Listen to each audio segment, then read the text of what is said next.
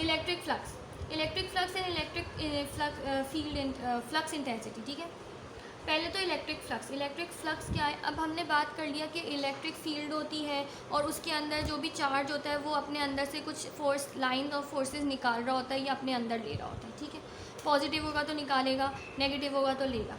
तो वो जो इलेक्ट्रिक लाइंस ऑफ फोर्सेस होती हैं, जितनी भी लाइंस ऑफ फोर्सेस निकल रही होती हैं किसी एक पर्टिकुलर एरिया में से या किसी सरफेस को क्रॉस कर रही होती हैं, उन्हें कहते हैं हम फोर्स, फ्लक्स, ठीक है। तो इसकी डेफिनेशन ये रही, the total number of lines of force crossing a surface normally is called flux of that surface. Let suppose ये एक सरफेस है और ये अंदर से यहाँ एक चार्ज है मौजूद, कोई सा भी पॉजिटिव या नेगेटिव, ठीक है। सर लेट सपोज ये पॉजिटिव है, तो पॉजिटिव में से क्या होगा कि ये अपनी जो है निकाल रहा होगा, क्या कहते हैं, फोर्स बाहर की तरफ। इसकी जो लाइंस ऑफ फोर्सेस हैं वो बाहर की तरफ डायरेक्टेड होंगी, इस सरफेस को क्रॉस कर रही होंगी। तो जितना भी इस एरिया में से, एक पर्टिकुलर एरिया ले लिया मैंने, ये कोई भी सरफेस है, उसमें से जितनी भी लाइंस ऑफ फोर्सेस जो है पास आउट हो रही होंगी उनको कहेंगे हम flux. Total number of lines of force crossing a surface normally is called flux of that surface. अब फ्लक्स डेंसिटी क्या चीज़ होती है, एक वर्ड होता है फ्लक्स डेंसिटी। कैसे पता चलेगा? डेंसिटी मतलब कि तादाद, कितनी ज़्यादा फ्लक्स है, कम है या ज़्यादा है, कैसे पता चलेगा? The flux per unit area is called flux density. ये डेफिनेशन इसमें क्लियरली नहीं लिखी हुई मगर ये यही चीज़ है। The flux per unit area, इस चीज़ को कहते हैं हम फ्लक्स डेंसिटी। और ये जो फ्लक्स डेंसिटी होती है ये हमें क्या देती है? At any point gives the electric field of at that point. ये जो होती है फ्लक्स पर यूनिट एरिया, जिसको हम फ्लक्स डेंसिटी कहते हैं, ये हमें इलेक्ट्रिक फील्ड देती है किसी एक पॉइंट के ऊपर, ठीक है। मतलब इसकी अगर मैं फॉर्मूला इस तरह से बनाऊं तो वो इस तरह से बनेगा कि फ्लक्स क्या होता है? फ्लक्स होता है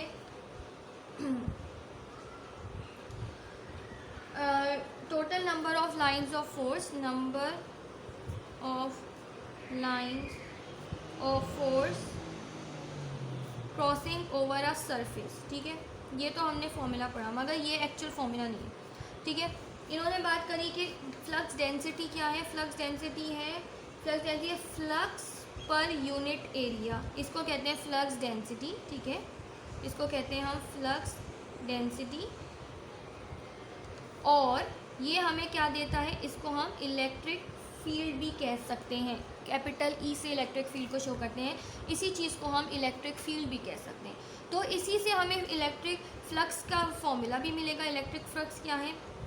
electric field at a certain area, इन दोनों का प्रोडक्ट, एरिया और इलेक्ट्रिक फील्ड का प्रोडक्ट, किसी एक एरिया में से जितनी भी इलेक्ट्रिक फील्ड पास आउट करेगी that is called the flux. In other words हम इसको ये भी कह सकते हैं। समझ आई बात? अच्छा जी, अब हमारे पास है यहीं पे ये फॉर्मूला बना है, क्या है? By the product of area and the component of field normal to the area. ये वही बात की इन्होंने कि फ्लक्स क्या है? एरिया और इलेक्ट्रिक फील्ड। अब इलेक्ट्रिक फील्ड जो होती है वो हमारे पास एक वेक्टर क्वांटिटी है, ठीक है। तो इसलिए हम उसका जो है इस तरह से भी लिख सकते हैं, ई कॉस थीटा, ठीक है। फॉर्मूला क्या बनता है? फॉर्मूला बनता है कुछ इस तरह से, ई कॉस थीटा। अब ये क्या चीज़ है और ये क्या रिलेशनशिप है और किस तरह से बनता है ये अभी हम पढ़ते हैं। इससे पहले आपको एक चीज़ याद रखनी है, इलेक्ट्रिक फील्ड क्या है? एक जो है the flux is a scalar quantity. सबसे पहली बात कि फ्लक्स क्या होती है? एक स्केलर प्रोडक्ट होता है। किसका? Scalar product of electric field और वेक्टर एरिया। एरिया जो है वो भी वेक्टर क्वांटिटी है, सही है इधर हमारे केस में, और इलेक्ट्रिक फील्ड भी वेक्टर क्वांटिटी। इन दोनों का जो डॉट प्रोडक्ट होगा या स्केलर प्रोडक्ट होगा उसे हम कहते हैं फ्लक्स, ठीक है। इनका डॉट प्रोडक्ट लिया जाता है। ये भी देखिए यहाँ पे भी क्लियरली मेंशन है, ये एक वेक्टर क्वांटिटी है, एरिया भी वेक्टर क्वांटिटी है। इन दोनों का डॉट प्रोडक्ट जो होता है उसको क्या कहेंगे? ए ई कॉस थीटा, ठीक है। ये डॉट प्रोडक्ट का फॉर्मूला है, तो ये कहा जाता है, इसको हम कहते हैं फ्लक्स, सही है। अब ये एरिया और ई का रिलेशनशिप क्या है, कैसे पता चलेगा? ये क्या चीज़ है और ये क्या बात हो रही है, इसको समझते हैं, ठीक है। इसको समझने के लिए लेट्स सपोज ये मेरा हाथ है, सही है। ये हाथ जो है ना, ये जितना भी मेरे हाथ का पूरा एरिया है ना, ये एक सरफेस है जिसके थ्रू इलेक्ट्रिक फ्लक्स पास हो रहा है। सही है, ये आप इमेजिन करो। ये जो है दिस इज़ द ये जो पेन है ये शो करेगा हमारा एरिया।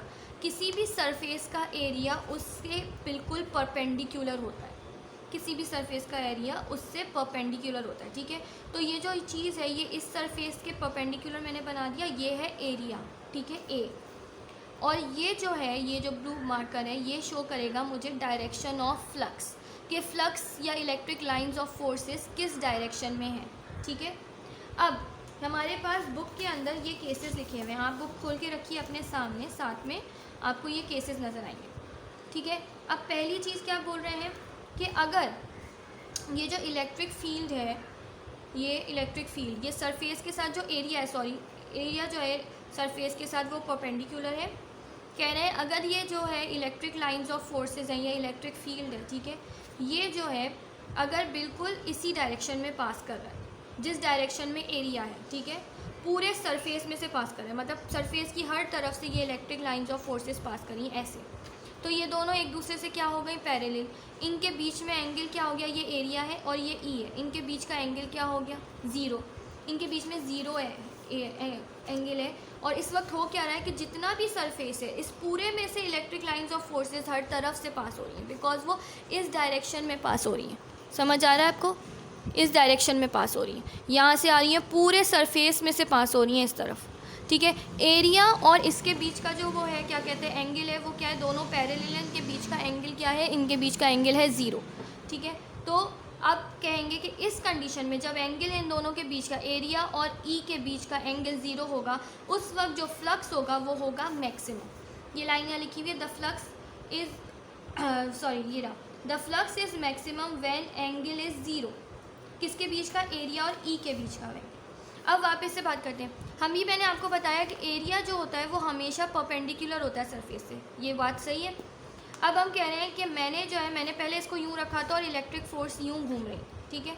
अब मैं कहती हूँ कि मैं इसकी डायरेक्शन चेंज कर देती हूँ। कैसे डायरेक्शन चेंज कर देती हूँ, मैंने इसको बोला कि ये मेरा सरफेस है, मैंने यूँ कर दिया, मैंने इसकी जो एरिया है वो ये है, ठीक है। और अब मैं ये कहती हूँ कि इसका जो इलेक्ट्रिक लाइंस ऑफ फोर्सेस है ना वो यूँ ट्रैवल कर रही है, ठीक है, या फिर यूँ ट्रैवल कर रही है, मतलब सरफेस के अंदर से पास नहीं कर रही हैं, ठीक है, सरफेस के अंदर से यूं करके पास नहीं हो रही है, वो सरफेस के साइड में से ऐसे यूं निकल जा रही है। ठीक है, तो एरिया और इलेक्ट्रिक फील्ड के बीच का एंगल क्या बन गया, एरिया और इलेक्ट्रिक फील्ड के बीच का एंगल बन गया 90 डिग्री का।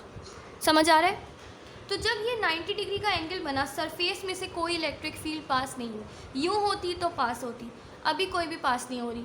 तो इस सिचुएशन में हम कहेंगे कि जब 90 डिग्री का एंगल बनेगा एरिया और क्या कहते हैं इलेक्ट्रिक फील्ड के बीच का, तो उस वक्त फ्लक्स कितना होगा, ज़ीरो। सही है, ये प्रॉपर्टीज़ हैं, ये इंपॉर्टेंट है, ये एमसीक्यूज़ में पूछी जाती है और ये पूरा एक क्वेश्चन बन के आता है जहाँ आपको ये डायग्राम्स बनाकर आपको जो है शो करना होता है कि किस तरह से इलेक्ट्रिक फील्ड और एरिया का रिलेशनशिप बनता है और क्या फ्लक्स बनता है। तो ये आपको डायग्राम भी याद करनी है और ये भी याद करना है। देखिए इन्होंने यहाँ पे भी शो किया हुआ है, सबसे पहले एरिया और इलेक्ट्रिक फील्ड दोनों पैरेलल हैं, एंगल इनके बीच का ज़ीरो है, तो इस वक्त फ्लक्स क्या है, मैक्सिमम। यहाँ पे देखिए एरिया नीचे की तरफ डायरेक्टेड है और इलेक्ट्रिक फील्ड इस तरफ डायरेक्टेड है, एंगल बन रहा है 90 डिग्री का, इस वक्त है फ्लक्स ज़ीरो। अब बात करें, अगर इस तरह का एंगल बनेगा, एरिया से इलेक्ट्रिक फील्ड जो है वो इस तरह से कोई ना कोई एंगल बना रही है। अब दो तरह का एंगल बना सकती है, या तो वो 90 से बड़ा एंगल बनाएगी या 90 से छोटा बनाएगी। इस कंडीशन में ये 90 से छोटा बना रही है एंगल, 90 होता तो वो यूँ होता, ठीक है ना, 90 से छोटा एंगल है। अगर 90 से छोटा एंगल है तो फ्लक्स क्या होगा, पॉजिटिव होगा, ठीक है। और अगर 90 से बड़ा है, जो कि ये रहे 90 से बड़ा एंगल बना रही है, ठीक है, ये तकरीबन आई थिंक 160 कुछ एंगल बन रहा होगा यहाँ पर, तो अगर इन दोनों के बीच का एंगल 90 से बड़ा है तो वो क्या होगा, नेगेटिव फ्लक्स। ये सारे बहुत बेसिक पॉइंट्स हैं, ये आपने याद रखने हैं। सही है, ये हमारे पास